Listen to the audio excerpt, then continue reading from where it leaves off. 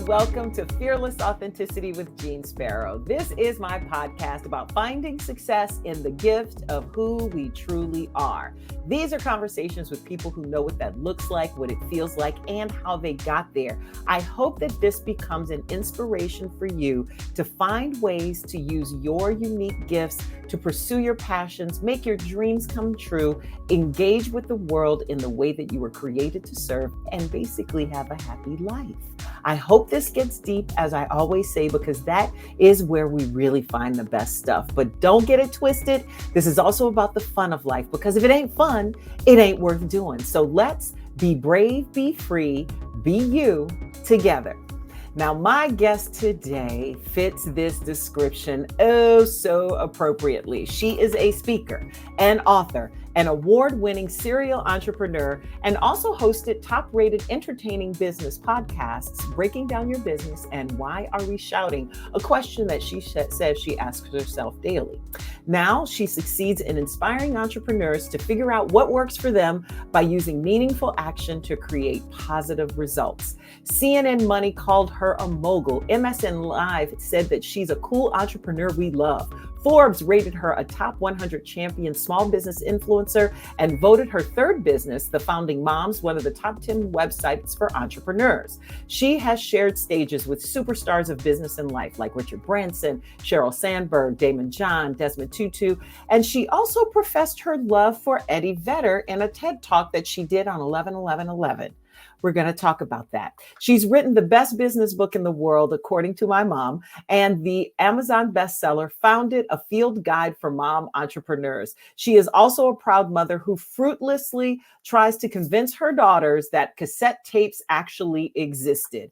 I am honored, pleased, and joyful to welcome the one and only Jill Salzman to the Fearless Authenticity Podcast. Hey, girl. Thank you. Hello. I'm so happy to be here with you. I am so happy you are here with me. You are one of the brightest lights that I met through our dear friend Saya. Yes. And you have been an inspiration to me in the way that you navigate working.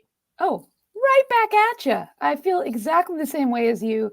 And honestly, when folks introduce me with my little bio there, I exhaust myself and I don't even know how I got there, because for those of us who are very, very busy businesswomen, doesn't it always feel like we just keep going?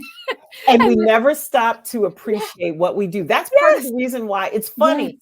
I have gotten that comment consistently from guests. They're like, is that me? Wait, I did that? Yeah, I guess I did do that. And because I don't think we take time to appreciate where we've gotten to. Well, we do when you read it to me. So if you could do that once a week, I'd appreciate it. Not a problem, sis. We'll set up an appointment. When you hear that, though, what are you most proud of? I have to say, the big names are very impressive, even to me. Sharing the stage with someone like Richard Branson or Desmond Tutu makes you, but even while I was there, and I get to tell the story, I am no better for it. It makes me no more important. I can't believe I got to do that. It was such an honor. So that's the fun part of it. But I think, I don't know, all of it, they were all different journeys that had me, wow at the end of each of them. And then I just move on. Right. And that's something you do well. And that's the first thing I want to talk about, because one of the other things I dug up in my research about you went to Brown. I did. Law school as well. I did. You have owned a music management firm. I have to read off this list. You also launched and sold a baby jewelry company before you started Founding Moms, which you also recently sold. I did. So you have all these interests and abilities, right? And you have all of these things. And I'm sure there's a through line for you. But the thing that I find interesting, one of my friends calls that being a multi-passionate. And she actually said it to me, right? She actually said it to me about my work, because she was like, oh, you're doing this, this, that, and that. And I was like, it all makes sense to me. I never thought of these things as not being different. Like as not being the same thing. Like for me, they're just different expressions of the same thing. So for you, in your journey through earning a living, how has being a multi-passionate served you in Mm. earning money? And yeah, let's just start there. How has having that quality of, I did that, it's done, now I'm doing the next thing. Mm. How has that served you in earning money, and what's the through line for you? Mm. I love this question because no one asks it enough.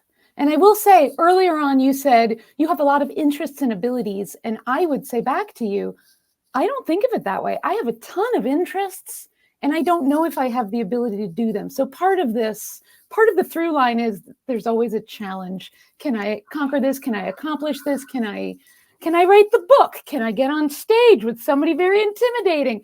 Can I make money from doing something that sounds nuts or too big or too small, etc.? So the through line for me has always, I think, been challenge being part A, and part B, there are only two parts. Part B being that in every place I go and explore, I want to figure out what makes the person paying for the thing really happy, really joyful. So there might also just be a bit of boredom at a certain moment in time, you know? But I like to go back to when I used to work in the music business. That was the beginning of my career.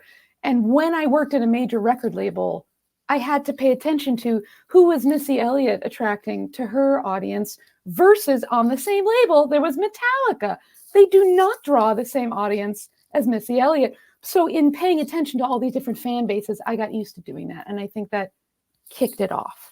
And the thing that's interesting about that, and we share at least a tertiary sort of intersection with the music business, with me coming from music radio. Yes. And this is the thing I see in that, the piece about audiences being happy, because part of the reason why we listen to music, part of the reason why we are fans, are because of how that music makes us feel. Yes. Is that where you first got that connection of understanding how to make a client? Because you used a very specific phrase. You said how to make a client joyful.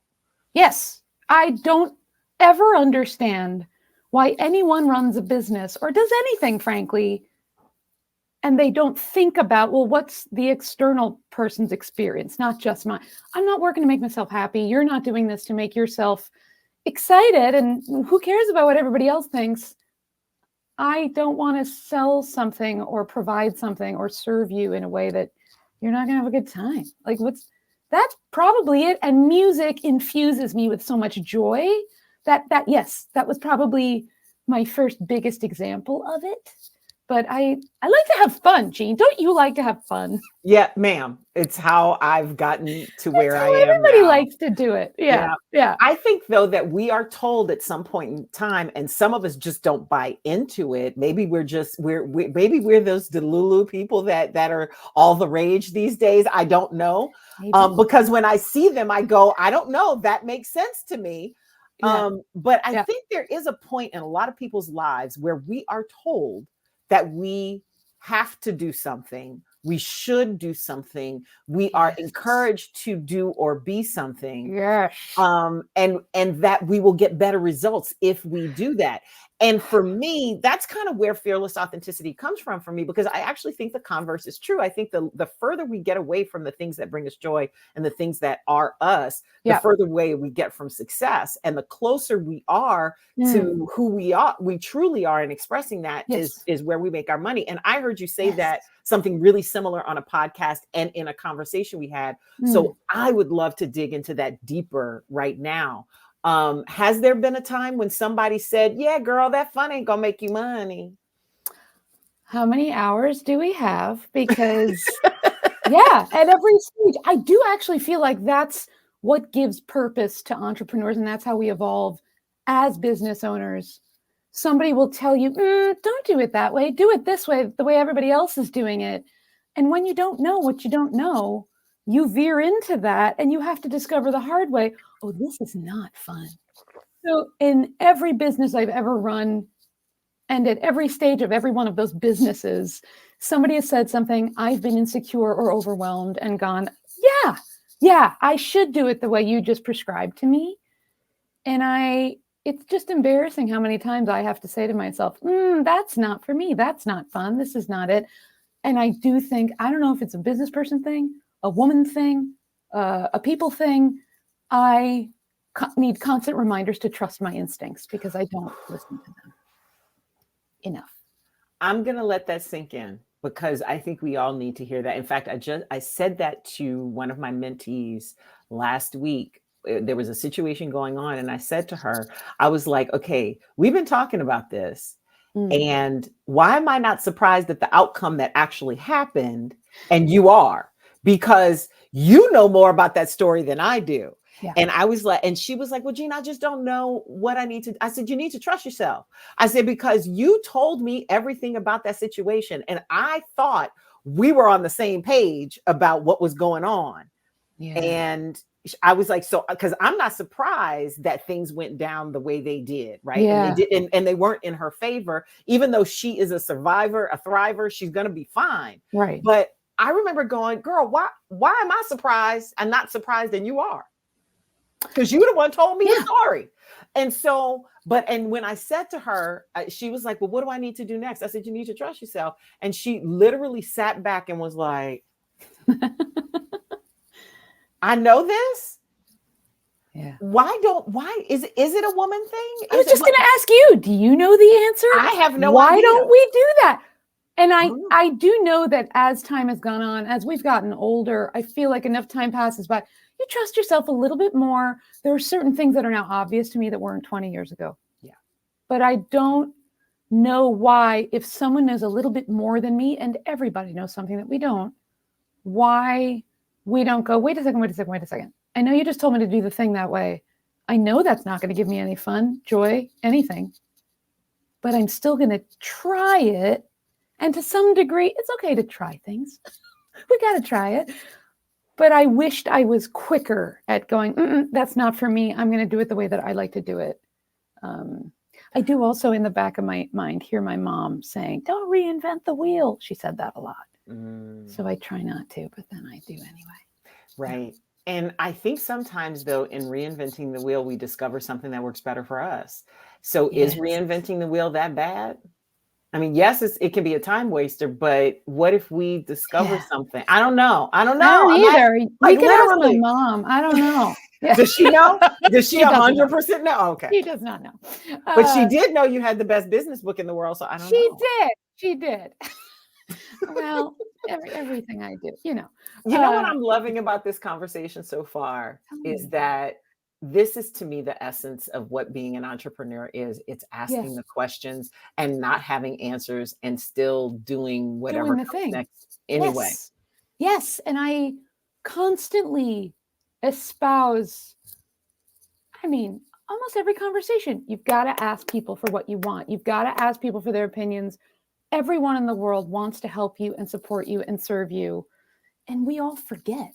Like, we're happy to help other people, but we always forget to ask. And I can't say it enough, and I can't hear it myself enough because it's easy to forget. And we're supposed to be super self-sufficient women that know how to do everything all the time. I don't know why I'm doing a robot situation. Because that's what you feel like when you're doing that. Maybe. And you know what? Maybe that right there, what you just said, is the key to why we don't listen to our gut, because we have started to believe some prescriptive, yes, I speak for a living, some prescriptive idea of what we're supposed to be, because I do think that takes us away from our purpose as well. It not only takes us away from our joy, it takes, is that the answer? That maybe you nailed it. It really is as simple as this premise that other people have these ideas. But my question is, okay, so now let's go here. Okay. Where are they getting it from? Who's that question? The people, whoever the they is that has told us that stuff to begin with, where does that come from? This idea that we all have to do the same damn thing the same damn way. Oh, I think that comes from insecurity. It's kind of like when you look through a social media feed and you're like, oh, she's doing her hair that way. She's dressing that way. He is making his money in 30 seconds over the course of 3 days. And I can just apply and do the thing and I get all the money. I think we like to pray and be preyed upon in regards to our insecurity. I'm not saying it right, but we know what I'm talking about, right? Oh no, I think you're saying exactly right, Okay. because we Yeah. choose, we opt into that based on what my therapist calls it faulty beliefs. Oh yes. And I call it the stories we tell ourselves. Yeah. Ooh. Yeah. It's just, Talk it's to me all about these. stories. It's all stories that we have been taught by our parents, by our teachers, by our friends who don't know anything. And we take it all in, and it's so funny. It's like our guts know this isn't for you, and our heads go, yes, it is. And so that's the battle that brings us to, I need a therapist, I need a coach, I need guidance, because I think a lot of us know what to do. I don't think we're born into all of this work going, how do you put two and two together? I think we just don't trust ourselves. There it is again. So I think conversations like the one we're having are extremely rewarding, not just for other people, but for me, maybe for you. Oh, for me. It just reinforces what we kind of already know, but we need to hear it again or say it out loud, you know. And I also think there's a certain amount of preparation that we need to have to be able to accept it and do it. Say that again.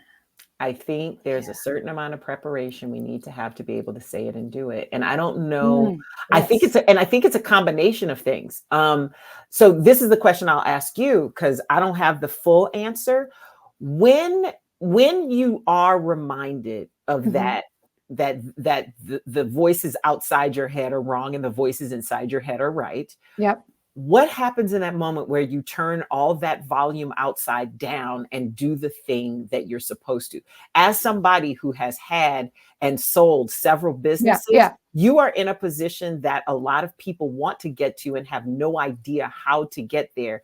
And something tells me the way you turn other people's volume down is the answer to that, or an answer to that. I'm coming up with so many examples of different answers to that, because in some circumstances, I have had enough experience in life and work that I just know. And so when people start to say the same thing to me and they're all saying it the same way, that is a red flag for me. And I will go, I'm not following this prescription that everybody has swallowed and dissolved, and somehow it's a part of all of them. And I know that it's not right. Be quiet. Sometimes I don't know. And actually, in my last business, I went ahead and hired a couple of experts and decided to trust them tremendously, because I didn't trust myself after running 3 businesses.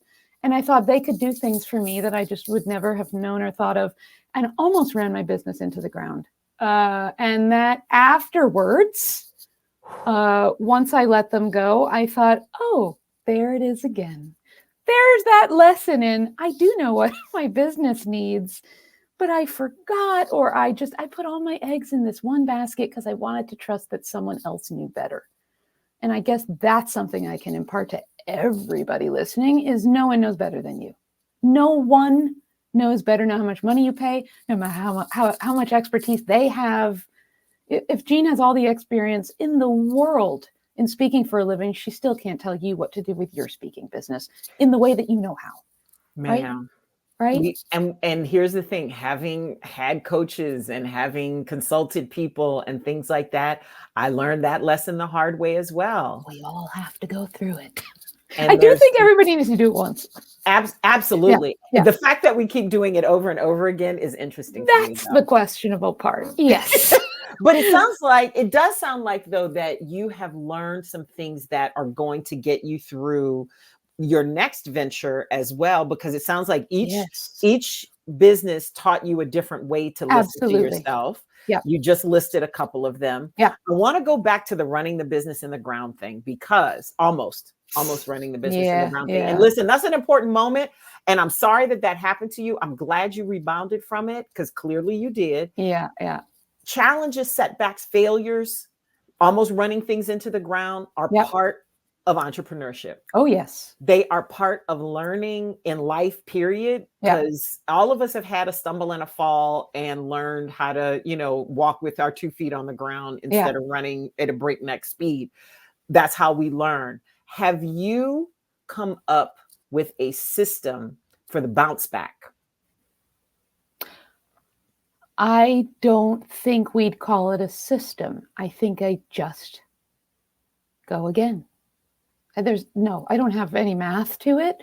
When I realized how much money we had lost and how much we had changed in the structure of the business that I had to undo, the day I realized, okay, I should have trusted my instincts and I let them go.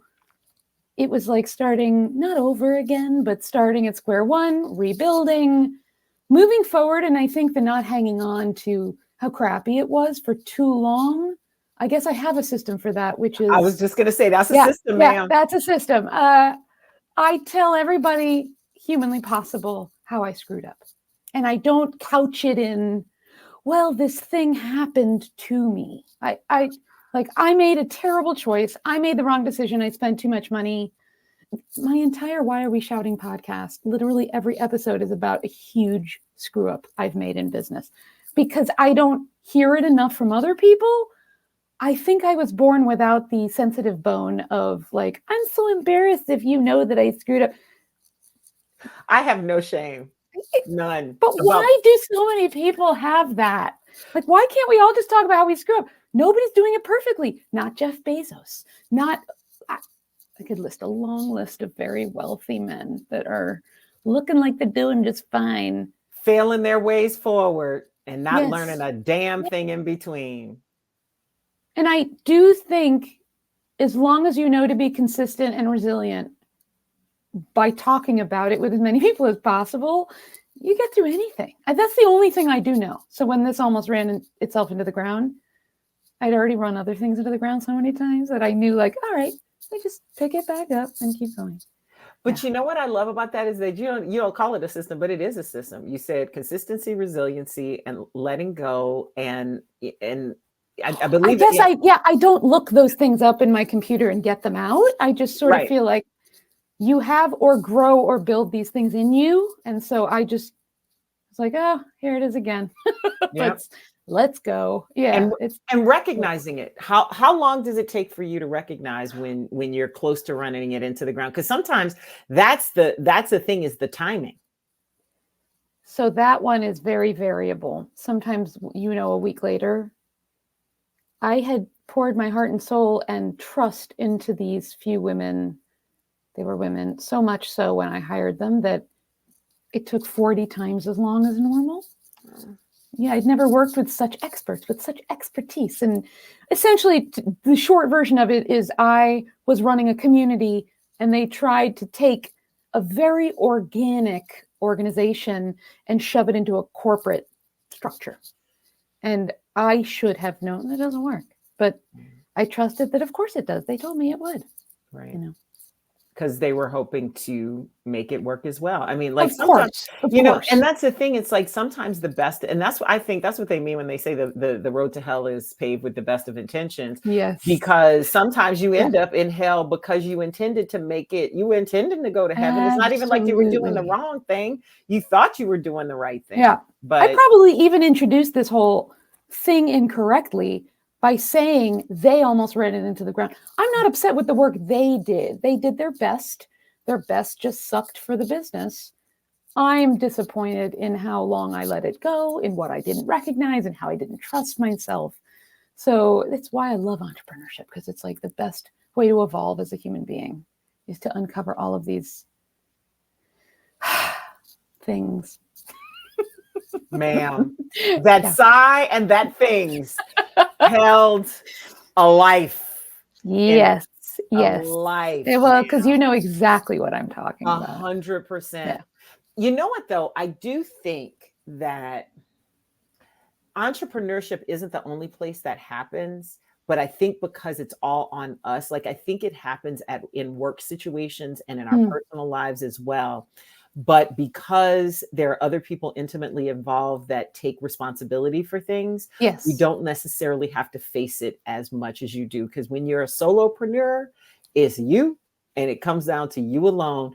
And you made the decision, even if somebody else screws the pooch, you're the one who put them there to do it. It's on you. Yeah. That's a crappy thing to have to hear, even from you now. And I'm far into entrepreneurship, but I don't ever like that. I don't want to know that. Yo, It's very I true. love you. I'm just being honest. I'm just being honest. I don't like it, but I it's don't very either. true. It's very true. And maybe that's why we all say it to each other, because we have to commiserate, because it Exactly. sucks. Yeah. Exactly. But you know what I also just realized is some of my biggest breakthroughs personally in therapy and in my life, in my personal relationships, have all come during my entrepreneurial journey. They weren't all related to being an entrepreneur, but I wonder if this process of doing, because I see entrepreneurs say this all the time, let's stop romanticizing entrepreneurship online for people, because it makes people feel bad that they have a job. And it's like, no, that's honorable. In fact, this way is actually much more challenging. Yeah. But I also think, though, is that you grow in a way because of that accountability. Absolutely. And Absolutely. I freelanced before I was an entrepreneur. Okay. And I didn't have that same sort of I was going to say, the moment I worked in corporate America, I did not have the growth.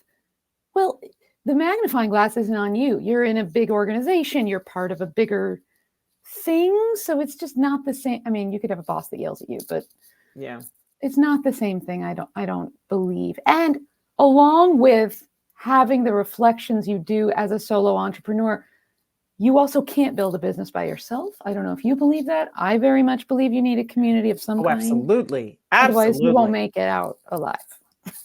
Yeah. You won't have a business, and you may not survive it. Like, I don't think you will. The term solopreneur gives me pause. The only reason why I use it is because it's legally a thing. You know what I'm saying? It's like when you get an S corp or whatever, it's just your name or what have you. It's not a partnership with somebody else, but you can't run a business by yourself. I never thought about how misleading that terminology is. Oh, and words have words have power. That's one thing I know. And we keep saying solopreneurs like that's actually a thing. Like, we're solopreneurs because the money is, we're the ones generating the money, and it's not systemized into a whole bunch of people, but we don't do it by ourselves. It's so interesting, though. I'm realizing how much of a discredit it's giving to what we do with others, but also how misleading it is for everybody that wants to get into entrepreneurship.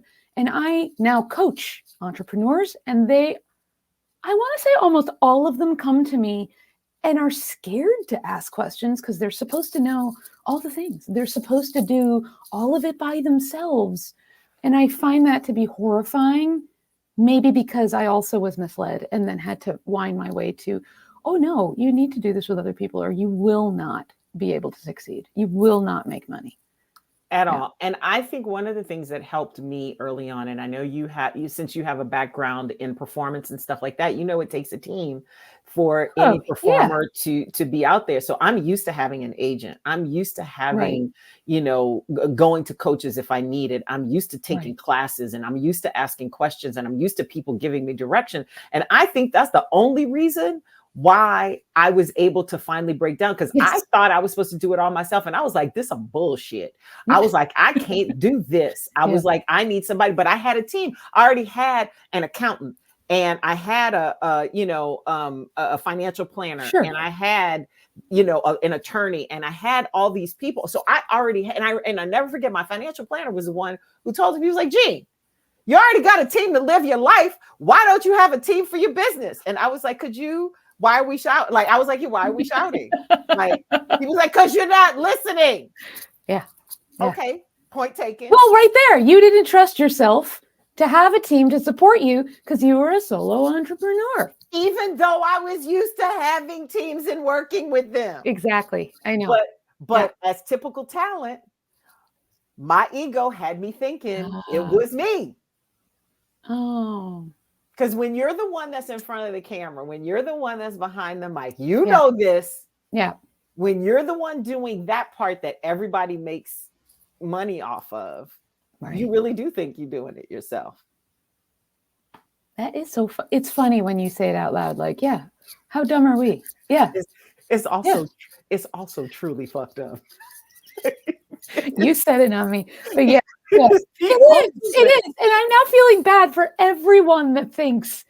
And by the way, I don't want people listening to think that you need to go and spend money to build the team. You can, but you can also just find a community and go Oh, meet yeah. up with people and just ask them questions and tell them, you know, what a dumb moment you had today when you screwed up all of your booking or accounting, or hopefully you don't do that. Oh my God. But, you know, all the things. There are not enough outlets for us to not look like pretty perfect business people that know exactly what we're doing at all times. Because we almost never know.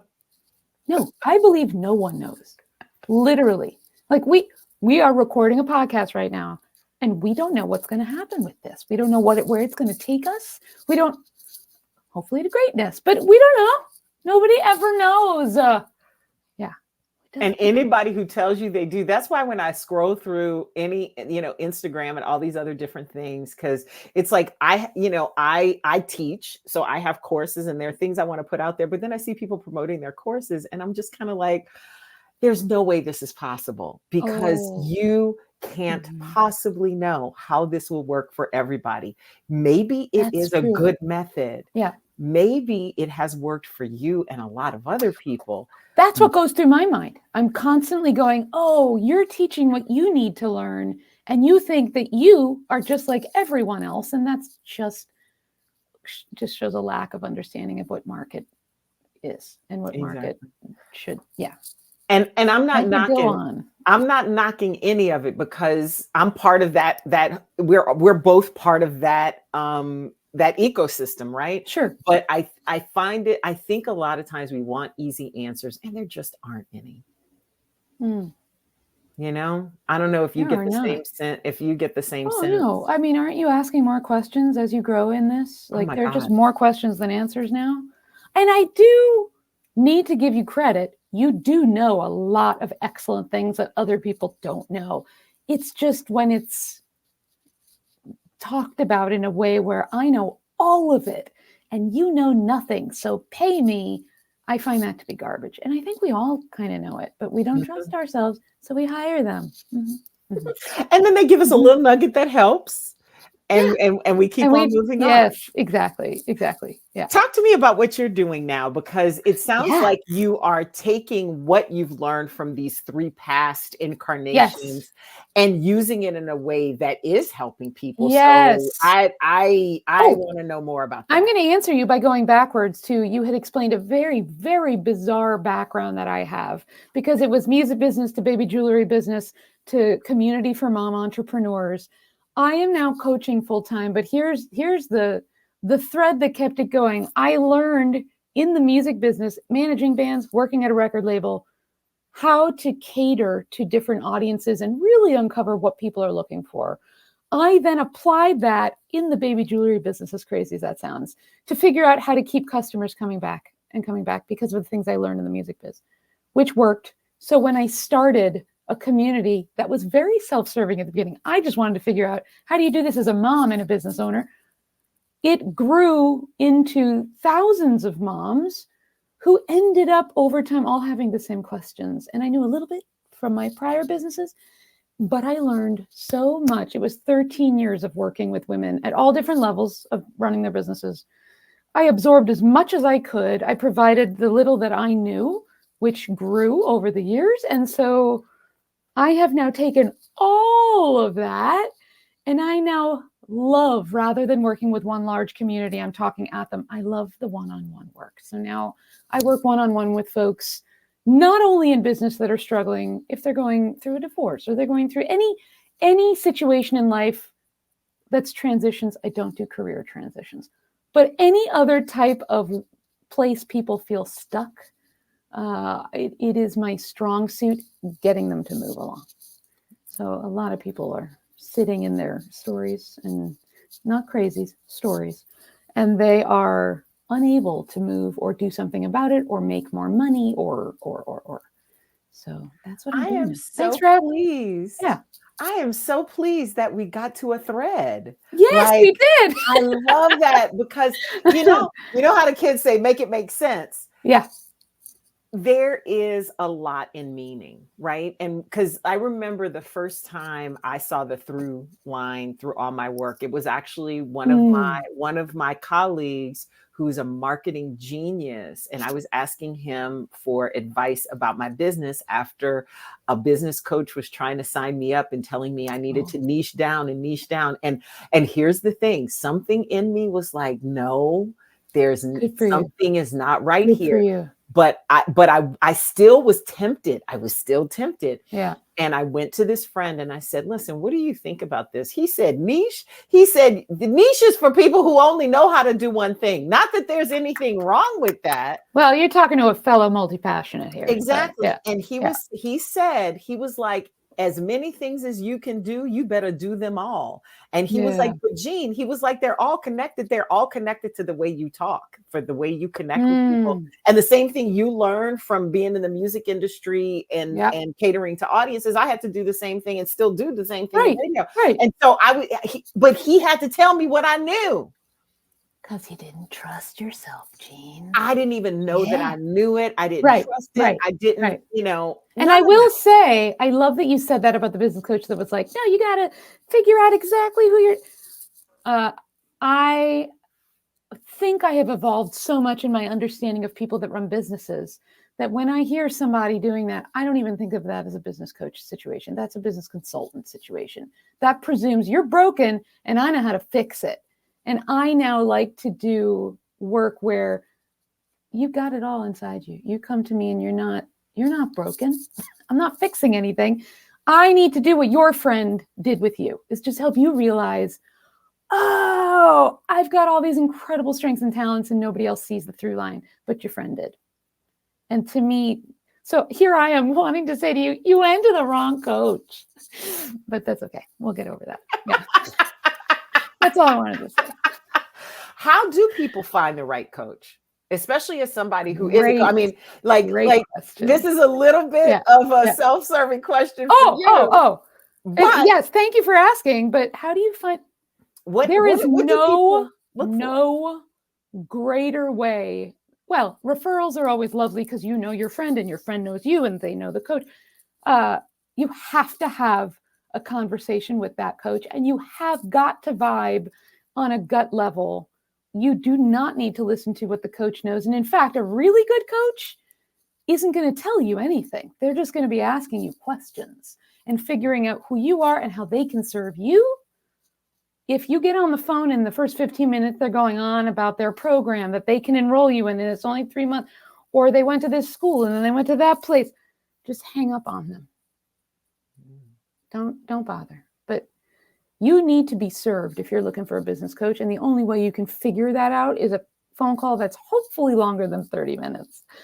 And I might be projecting. That's the way I find coaches is I need you to be an exquisite listener. I need you to ask me questions that no one else has ever asked me before. And I need you to get me to think in a way that I had not thought before. Then you know. All of that. Then you know. And then boom, your gut goes, yes, this is the coach. Or we just don't vibe because we don't like each other for whatever reason. It could be a million reasons. And just like, thank you so much. Bye. Appreciate you. Yeah. Later. Yeah.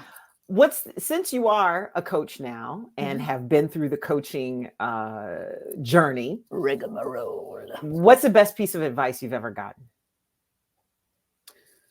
I'm sorry, to clarify, what's the best piece of advice I've gotten as a coach, as a client, as a in the world? Piece of advice you have ever gotten?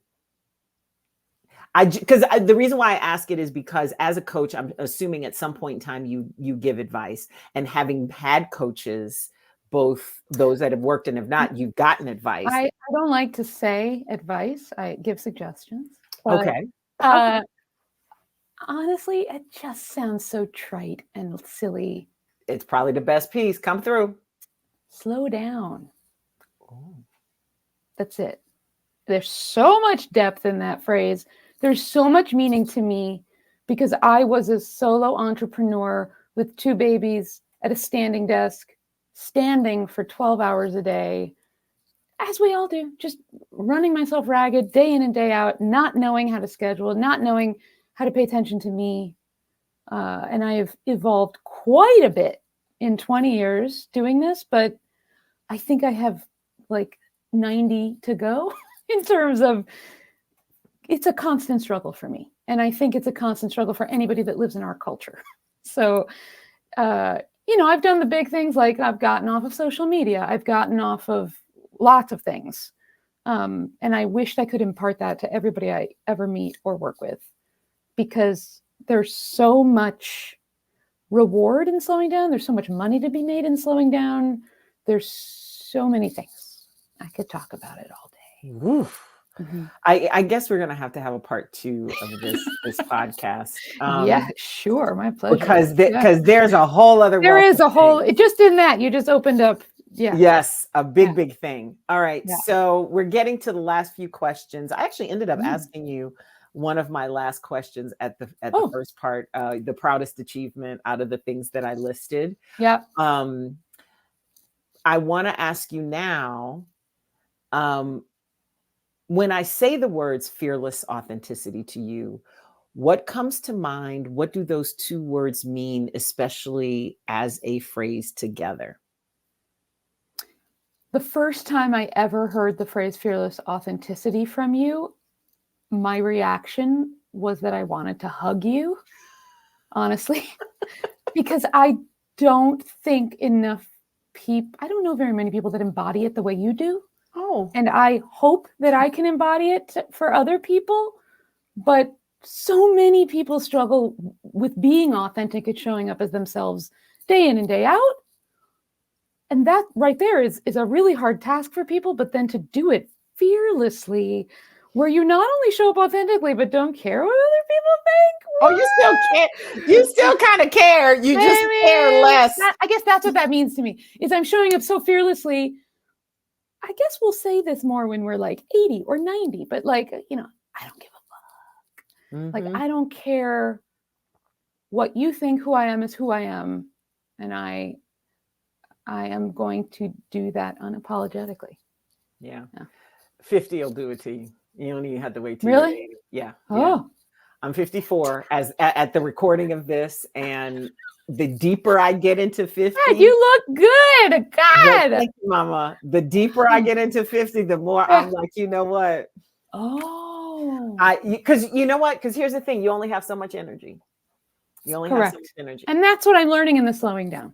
And you start to get real judicious about how you use your energy.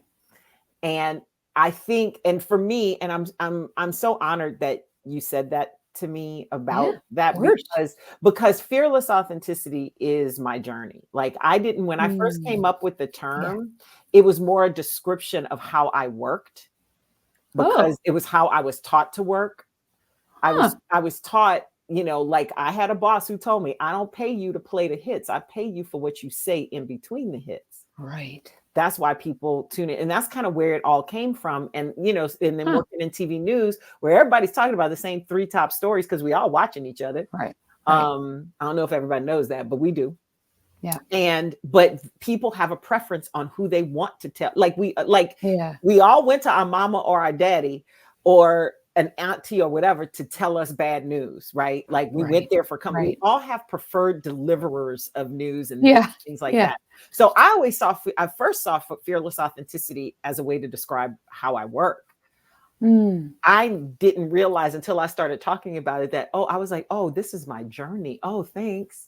Now it's time for me to dig into what that means across the board, everywhere. Especially when I got off TV and I got off radio. Oh my. Yeah, girl. It has become my personal journey. And of all the journeys, I feel like that's the best one to adopt. It has been for me. Yeah, I might have to plagiarize and steal that from you, because that out, sis. That is the best. And that's what I was trying to say earlier and didn't. You said it way better. Being an entrepreneur is a journey into your own authenticity in a way that you don't realize for the first 10 years. Mm-mm. But you explore so much of yourself, you realize I can't do this unless I'm fearlessly authentic, because that's the thing that helps me gravitate to you, and other people gravitate to, it's like, and that's what I saw in you. That's the reason why I wanted to have you on the pod. Yeah. Yes!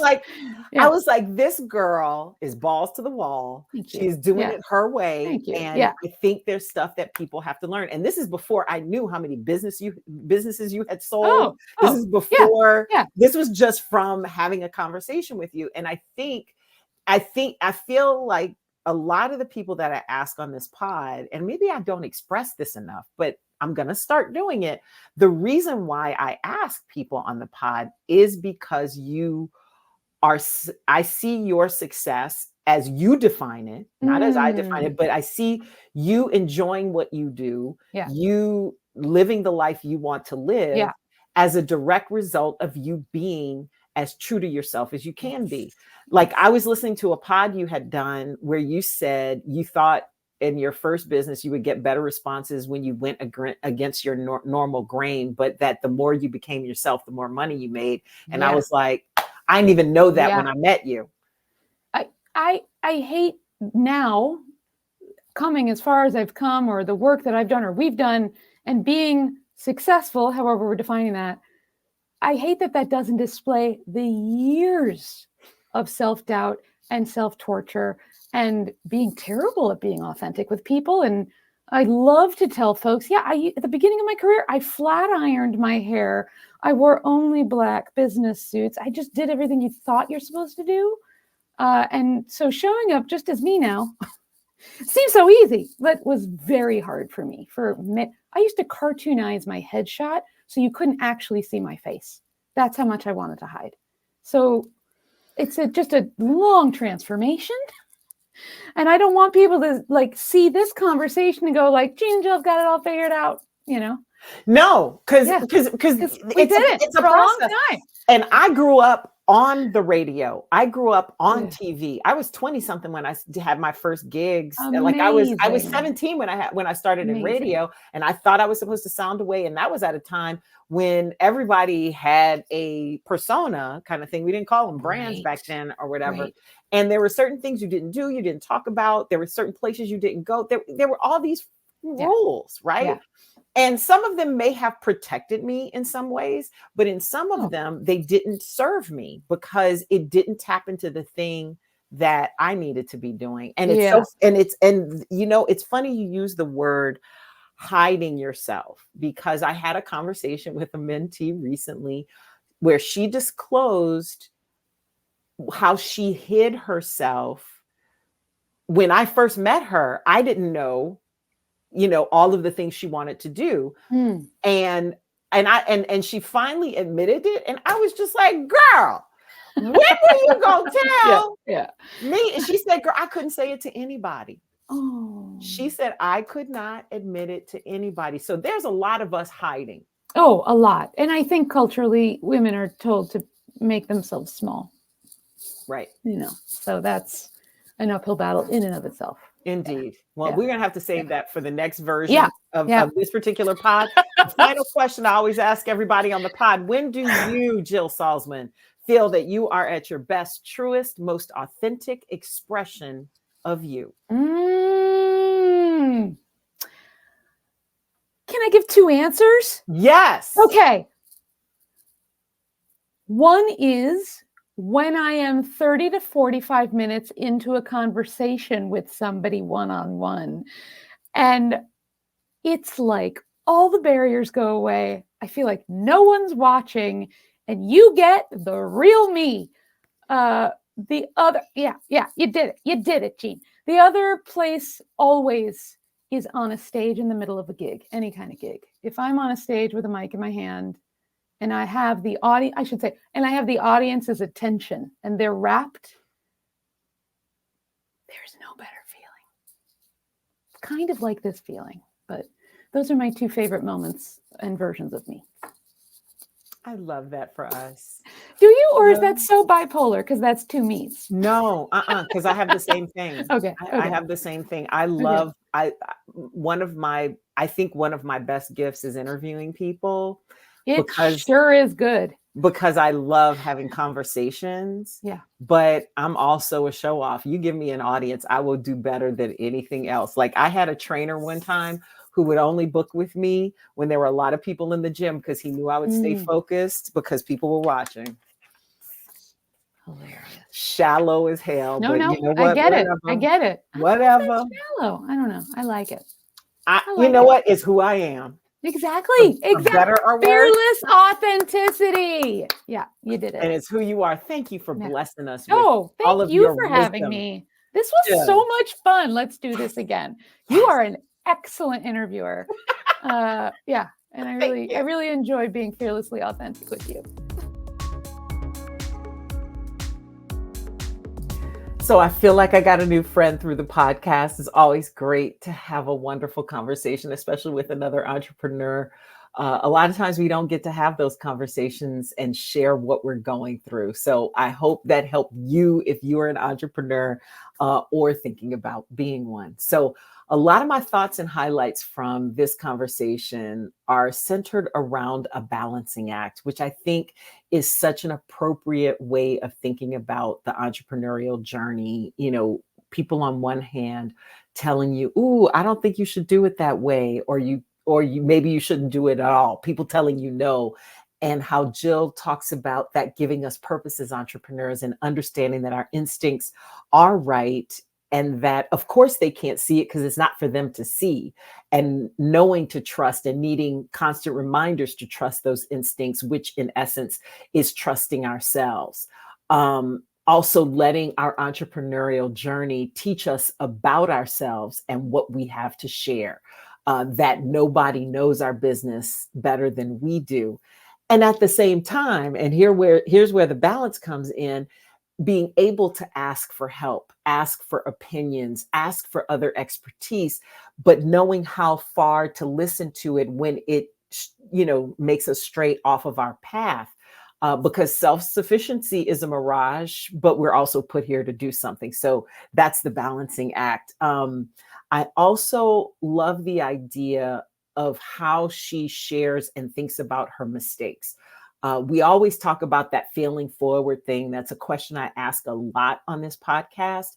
But the way she talks about owning our wrong decisions, when we spent too much, made a choice that wasn't going to work out, and, finally seeing it when it strayed so far off, and owning the fact that we participated in something bad that happened to us. Like, it's not just that something bad happened or something we didn't want to happen occurred, but that we participated in it because that's where the lesson is, right? And it'll keep us from doing it again.